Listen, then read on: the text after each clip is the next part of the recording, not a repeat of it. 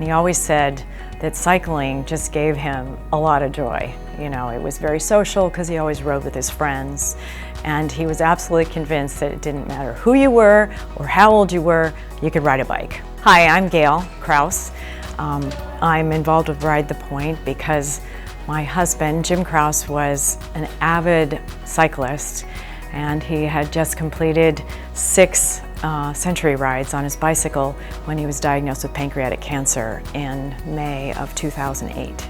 Yeah, I'm Rich Stakelum. I'm the ride director for Ride the Point, and I'm also a member of the Point Loma Rotary Club. Jim Krause was a member of our club. He was president of our club at one time and was a good friend of mine. Even while he was being treated for pancreatic cancer, he was riding his bike. The Ride the Point event is every Veterans Day, on the Veterans Day weekend. That's Saturday. We leave from Liberty Station. We go through the Navy base all the way up to Point Loma. It has some spectacular views, and then it comes down and goes around Mission Bay. And if you're on the 25-mile ride, we bring you back to Liberty Station. We have a big party at Liberty Station with beer and food and celebrate the fact that people are raising money to help pancreatic cancer. Hi, my name is Jim Piper, and I'm a member of Point Loma Rotary. And I volunteer for the Ride the Point Pancreatic Cancer Research Ride because pancreatic cancer is an insidious disease. This is our 7th year. We're hoping and fully believe that the amount of effort we put into this is really helping solve pancreatic cancer. Yeah, so the funds from Ride the Point, actually, we've used the last couple of years to do something very interesting.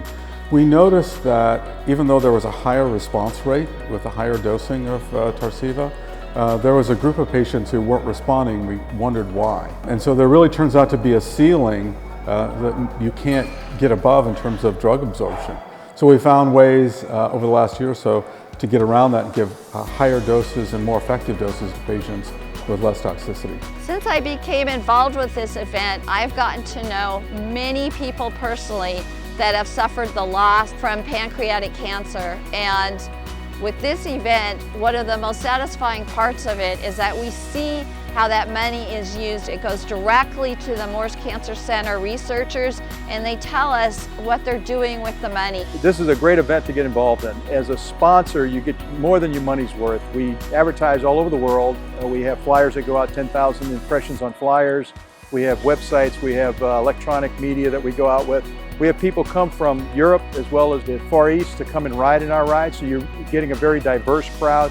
You certainly get your money's worth out of the advertising. The tenacity of Jim to keep riding after every major surgery, to get back up on the bike, riding and finishing the race. It was important to finish the ride. This event could not be held without volunteers. Volunteers do everything. We have a volunteer committee. We have volunteers that stand out on the route and cheer people on and ring crowd bells so they know where to turn and where to stop. And we also have people who ride with them in case they have problems on their bikes.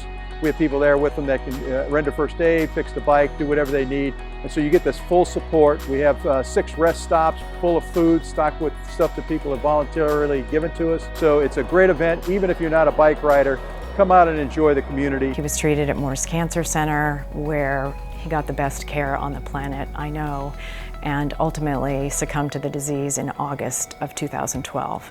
So the Rotary came to me and asked how the family would feel about them putting on a bike ride in Jim's memory. And of course, we were all very enthusiastic, and the result is Ride the Point.